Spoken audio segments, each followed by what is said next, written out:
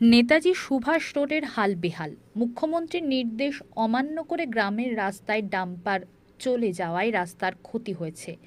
পুরুলিয়ার বিখ্যাত রামচন্দ্রপুর চক্ষু হাসপাতালও সন্তরী ব্লকই একমাত্র রাস্তা।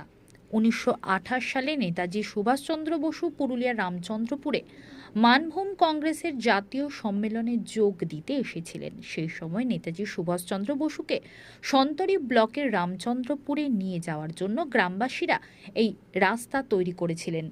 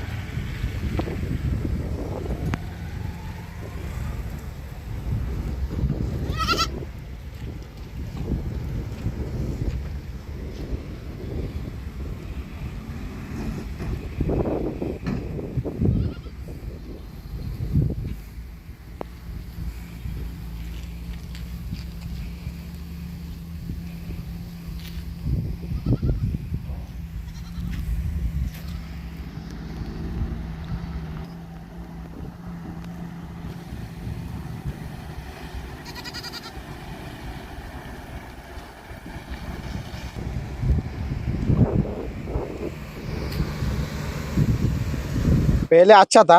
जब ये ओवरलोडिंग गाड़ी आना जाना शुरू हो गया ना, तब से रास्ता बहुत बुरा हो गया है। इससे क्या तकलीफ होता है? तकलीफ मतलब जब बारिश होता है तो दुर्घटना तो घट भी सकता है ना, इसलिए बहुत दिक्कत होता है। इसलिए जैसे बंद हो जाए यही करो। क्या आप लोग। चलता है? डंपर चलता है? हाँ, डंपर चलता है। कितना डंपर चलता है सारा दिन में? आने जाने में बहुत डंपर चलता है। सारा दिन हाँ, डस्ट डस्ट बहुत दिक्कत हो रहा है। डस्ट उड़ता है, आने जाने में दिखाई नहीं देता है, तो एक्सीडेंट का संभावना हो सकता है। क्या चाहते हैं आप? यही चाहते हैं कि जैसे बंद हो जाए सब, आने जाने में। हाँ, रास्ता अच्छा। क्या नाम है आपका? गौतम मौर्य। এত ভালো ধোয়া কিছু দেখতেই পাই না। এরকম ভাবে চলতে থাকলে তো শ্বাসকষ্ট শুরু হয়ে যাবে, মানুষের নানা ধরনের সুস্থতার সমস্যা শুরু হয়ে যাবে। আর আমাদের তো বিকল্প রাস্তা নেই যে অন্য রাস্তা দিয়ে আসবো, এটাই আমাদের মেন রাস্তা। সুতরাং এটা যাতে তাড়াতাড়ি এটা কিছু প্রতিকার করা হয়, সেটা খুব ভালো হয়। এটা বলছি, ভারী যানবাহন চলার জন্য তো রাস্তার অবস্থাও খারাপ। রাস্তার অবস্থাও খারাপ, আর প্রচুর ধুলোতে শারীরিক অবস্থাও খারাপ। প্রশাসনের কাছে কি আবেদন রাখবেন আপনারা? প্রশাসনের কাছে একটাই আবেদন রাখবো, যাতে এই ডাম্পারগুলো বিশেষ করে রাতের দিকে যাতায়াত করে এবং দিনের বেলায় করলে যাতে কাভার দিয়ে যাতায়াত করে এবং রেগুলার যাতে রাস্তাতে জল ছড়ানোর ব্যবস্থা করা হয়। কি নাম আপনার? নন্দিতা আচার্য। আপনি স্বাস্থ্যকর্মী? হ্যাঁ। যারা এখানে আপনার শাসক দলের নেতৃত্ব আছে তারাও জানে, কিন্তু তারা তো নিশ্চুপ। তারা তো জিনিসটা জেনে শুনেও তো হচ্ছে এই কারবারিটা বহুত দিন ধরে হচ্ছে, আজ তো হয়নি, এটা বহুত দিন ধরে হচ্ছে। কেমন ইয়ে থাকে ভারী যানবাহনগুলিতে? কি প্রচন্ড ভারী যানবাহন চলছে আপনার এতে সামনে, আপনি দেখতে পাবেন। আর কিছুক্ষণ দাঁড়ান, দেখুন কত আরো গাড়ি ঢুকছে। প্রচন্ড ধুলোতে একদম নাজে হাল করে দিচ্ছে সাধারণ জনতার। বিরোধী হিসাবে আপনারা কোথাও জানিয়েছিলেন বিষয়টা? বিরোধী হিসাবে আমাদের আপনার জেলা স্তরের থেকে শুরু করে সমস্ত জায়গায় আমরা জানিয়েছি।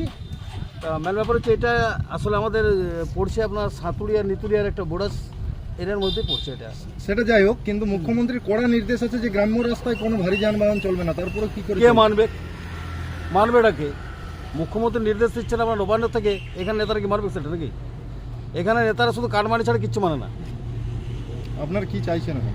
আমরা চাইছি যে কিছুদিনের মধ্যে যেমন এই যানবাহনটা বন্ধ হোক, এই ডাস্ট যেটা ফেলানো হচ্ছে সেটা বন্ধ করা হোক। এখানে যা আছে তাই রাস্তার অবস্থা করে রয়েছে, সেই রাস্তার ব্যবস্থা করে হোক। আর যদি এই শর্তগুলি না মানে তাহলে আপনারা কি করবেন? শর্তগুলি না মানলে আমাদের তরফ থেকে যেটা আছে আমাদের পার্টির পক্ষ থেকে সেটা আমাদের রেজিস্টার নেওয়া হবে। আমরা বৃহত্তর আন্দোলনের দিকে এগোবো। কি নাম আপনার? আমার নাম হচ্ছে আপনার গণেশ শান্তিকারী, সাঁতুরি মণ্ডল সাধারণ সম্পাদক।